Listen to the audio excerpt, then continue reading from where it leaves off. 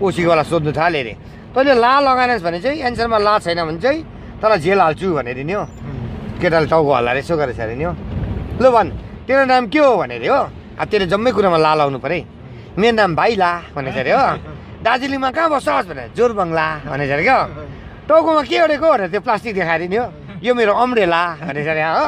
त्यो अम्ब्रेला भनेर पहेँलो केस देखेछ अरे नि हो यो टाउकोमा पहेँलो के दलेको भने कि यो टाउको भुत्ला भनेछ अरे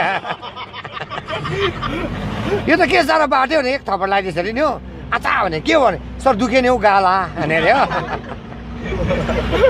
घाँटीमा के जुन्डाको यत्रो भनेर नि यो मेरो स्टाइलिस माला भनेर पछाडि के बोएछस् भनेर सर पछाडि त मेरो झोला भनेर झोलाभित्र के छ भनेर लप्चूमा किनेको मुला भनेर अरे यो त के साह्रो बाट्यो भनेर भुँडी गर्दैछ अरे आचा भने के भने दुखेन सर भुँडीको छाला भनेछ अरे हो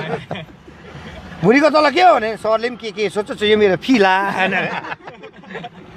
कोसीको बेला थानाको बाहिर इस्कुस फलिरहेको रहेछ नि हो उयो बारीमा के फलेको काँडै काँडा भएको भनेर नि हो इस्कुसलाई त के भनौँ भएछ सर सिक्किमको करेला भनेर ए त्यो करेला हो राम्रोसँग हेर त त्यो इस्कुस होइन भनेर कि ए होला